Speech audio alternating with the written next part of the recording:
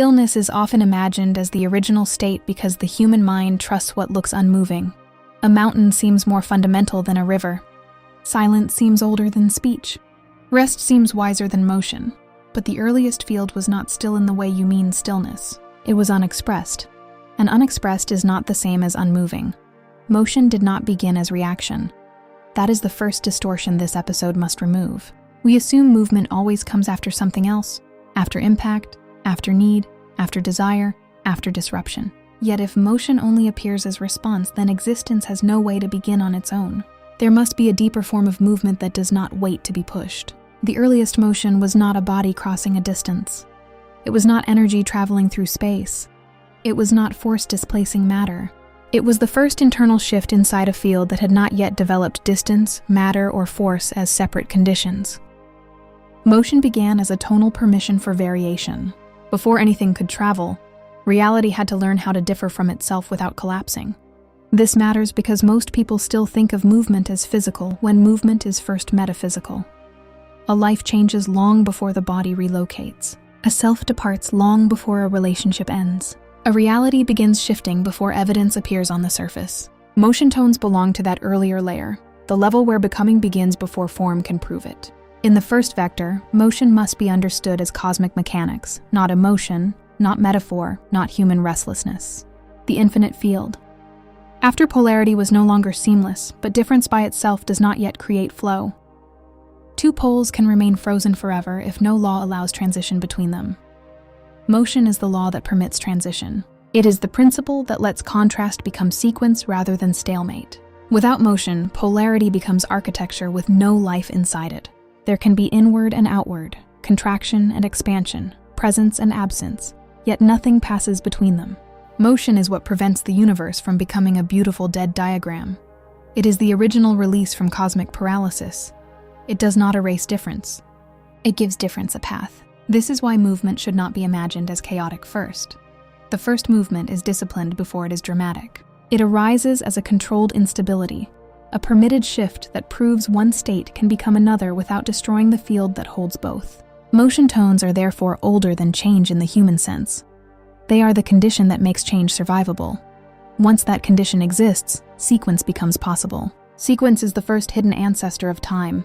Before clocks, before cycles, before memory can compare what was to what is, there must be an order of transition. Motion gives order to variation. It lets one state yield into another with enough continuity that reality does not disappear between frames. This continuity is the detail most metaphysical systems skip because it sounds too subtle to matter. But continuity is everything. A universe cannot form from isolated flashes. It needs linked transformations. Motion is the linking principle. It teaches becoming how to remain itself while changing shape. Here a quiet objection rises. If continuity matters so much, does that mean motion is conservative, that it only protects order and slows freedom? No. Motion is not loyalty to the previous state. Motion is the disciplined betrayal of stasis. It allows departure without requiring annihilation. That is why it is more dangerous than stillness and more creative than disruption alone. Now the first vector sharpens further. Motion is what allows the field to discover momentum. Momentum is not speed. Momentum is remembered direction. Once a movement occurs, the field does not return to innocence. It retains an imprint of transition. That imprint becomes the earliest form of tendency, the first hint that reality can lean. This leaning is the birth of path. Not path as destiny written in advance, but path as patterned possibility. One motion makes another easier. One transition opens a channel, the next transition can find again. The field learns roots through itself. Motion tones therefore create not only flow, but preference in flow, which means the earliest roots of world building already exist here.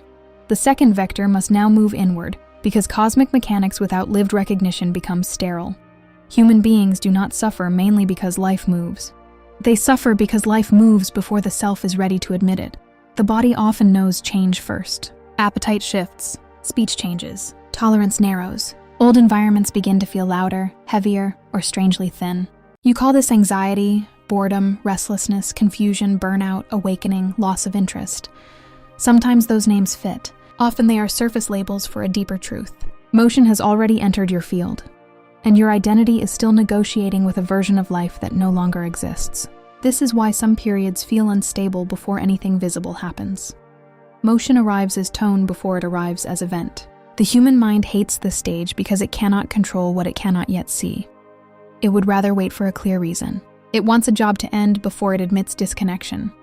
It wants a relationship to collapse before it admits absence. It wants a worldview to fail publicly before it admits internal fracture. Motion tones disrupt this strategy by making truth felt prior to proof. This is why some of the deepest transformations begin as irritation.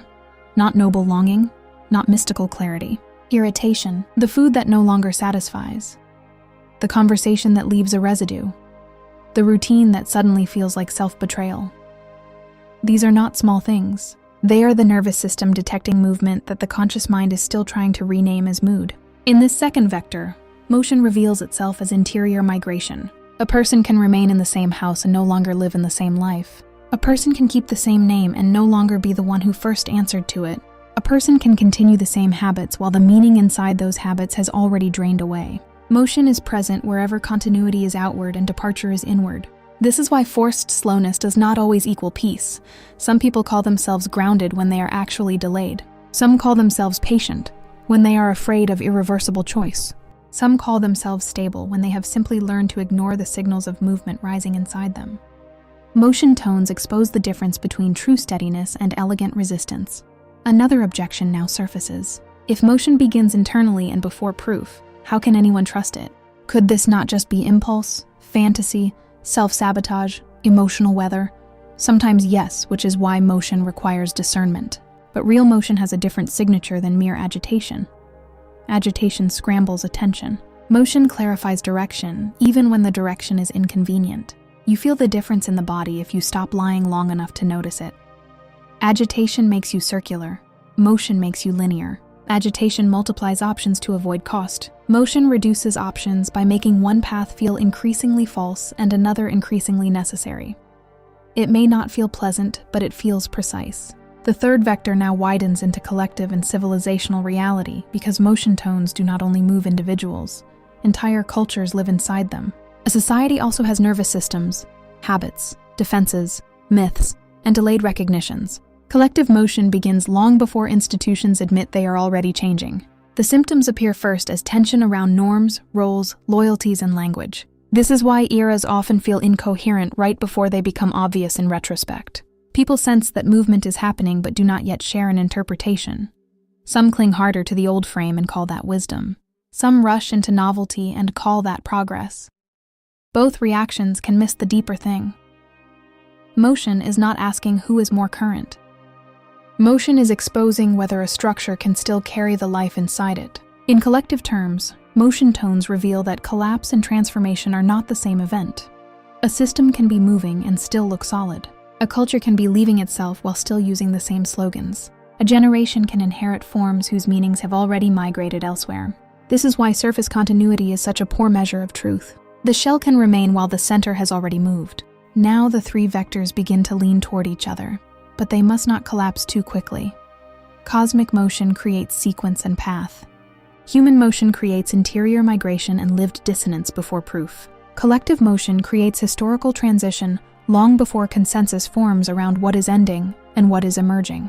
In each case, the same principle holds. Movement becomes real before it becomes acknowledged. This is why motion tones cannot be reduced to change management, self-development, or abstract cosmology.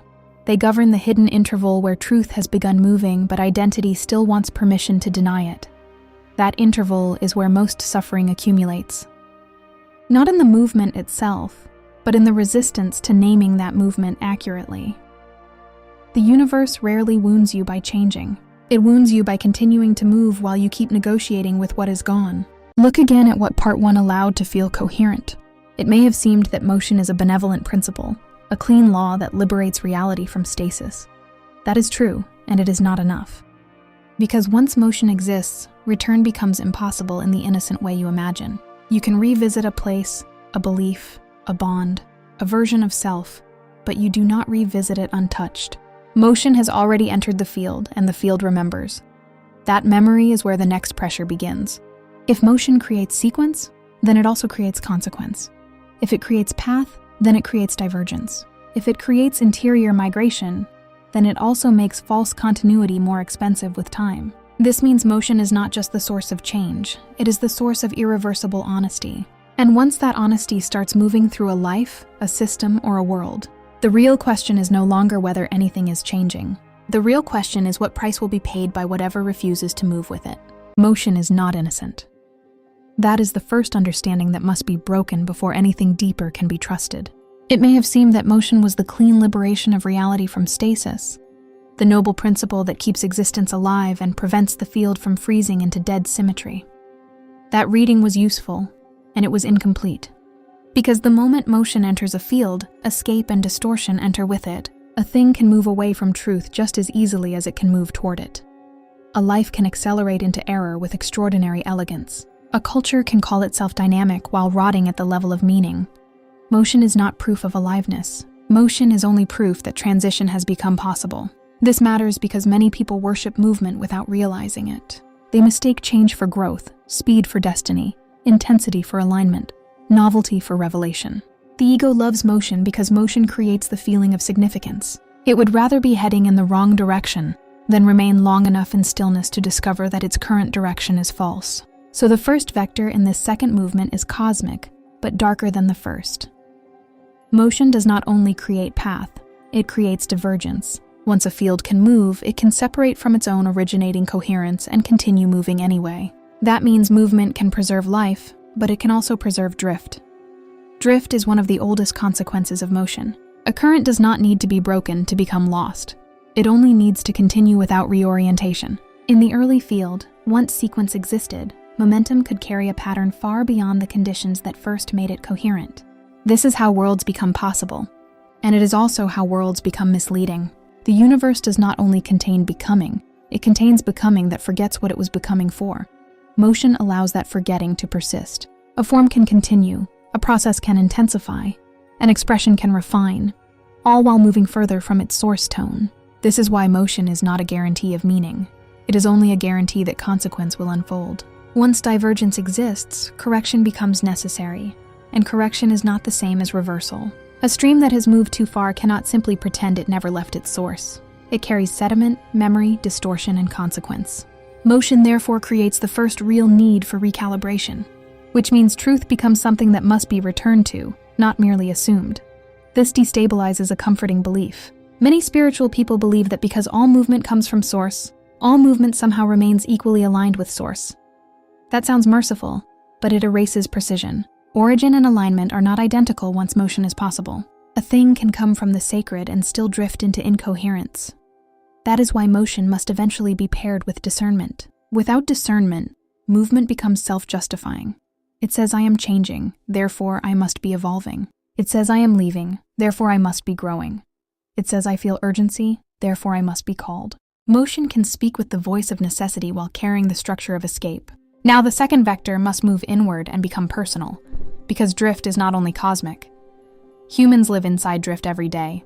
A person can be extremely productive while becoming less real. A person can transform their schedule, body, language, image, relationships, and beliefs while remaining fundamentally untrue to the deepest signal in their own field. This is where motion becomes addictive.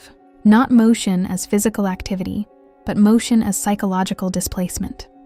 Some people are terrified of stagnation, not because stagnation is dangerous, but because stillness would expose what all their movement has been avoiding. Constant reinvention can be a sophisticated refusal to be witnessed by oneself. This is why some lives feel perpetually transitional, always almost arriving. Always refining, shifting, rebranding, relocating, recovering, healing, processing, becoming. On the surface it looks alive, even admirable. Underneath it can be a continuous strategy for never letting the deeper self become stable enough to be held accountable. Motion in the psyche often disguises itself as openness. A person says they are evolving, but they mean they cannot bear commitment. They say they are following their truth, but they mean they cannot tolerate the grief of choosing one path and losing another. They say they are changing, but they mean they are outrunning the part of themselves that remains unchanged and unresolved. This is why stillness becomes threatening in a different way than part 1 allowed. Stillness is not always resistance. Sometimes stillness is the only condition in which truth can catch up to motion. Sometimes the life that looks paused is finally becoming honest enough to stop multiplying exits. Some forms of stillness are not delay at all. They are interception. A person who has been moving in the wrong way often experiences true stillness as humiliation, before they experience it as peace. The body becomes aware of exhaustion that motion was masking. The mind becomes aware of repetition that novelty was disguising. The heart becomes aware that many so-called choices were simply patterned avoidance with different costumes.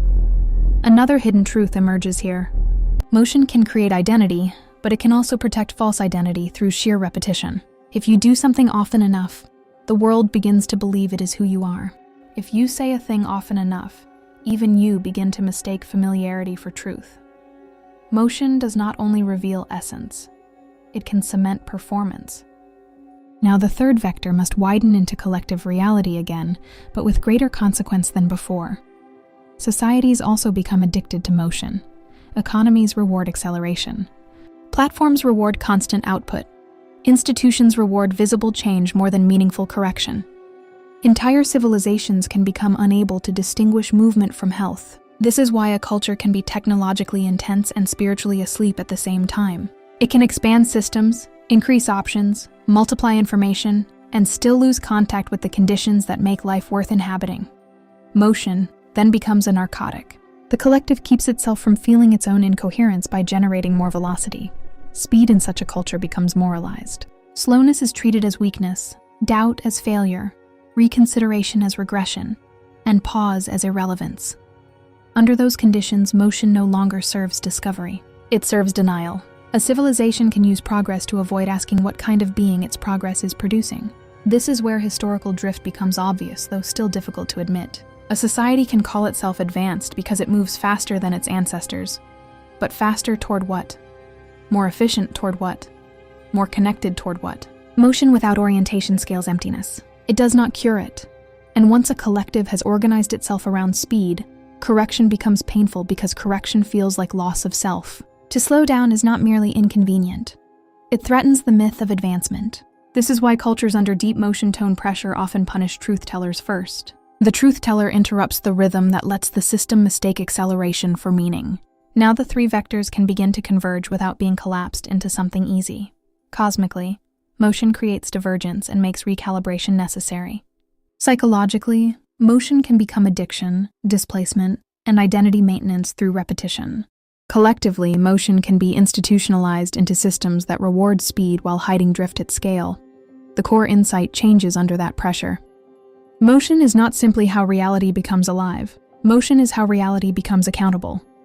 The moment movement begins, innocence ends. A path can now be taken badly, repeated falsely, scaled irresponsibly, and mistaken for destiny simply because it continues. This means the deepest question is no longer whether you are moving. It is whether your movement remains in conversation with truth. Not truth as ideology, not truth as comfort, but truth as coherence that can survive contact with stillness. If your movement cannot survive being examined in stillness, it is not flow. It is propulsion. This is why some of the most powerful corrections in a life feel like collapse from the outside. A career stalls. A relationship ends. A belief system stops animating the body. A public identity no longer fits in private. People call it failure because they only know how to read motion forward. They do not understand that interruption is sometimes the first honest movement in years. There is another consequence that part 1 only hinted at. Motion makes return more difficult than departure. It is easy to leave a truth. It is much harder to come back and face what your distance created. Returning requires humility, and humility is what motion without discernment teaches too late. Yet if return never happens, drift hardens into fate. So motion tones are not asking you to celebrate speed or worship change. They are asking something more severe. They are asking whether you can detect when movement is alive and when it is merely continuous. Whether you can feel the difference between real transition and self-perpetuating escape. Whether you can let stillness interrupt a false path before the path becomes your public name. This is where the pressure now turns toward the next threshold. If motion can save and distort, if stillness can resist and correct, then flow itself is no longer simple. Something deeper must decide when movement is honest, when pause is honest, and how the two belong to each other without becoming enemies. That deeper thing is not yet named here, but it is already approaching.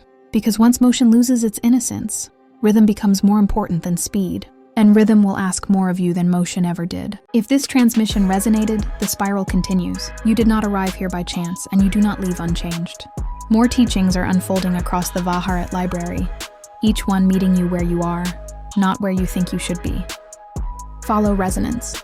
The next threshold is already listening.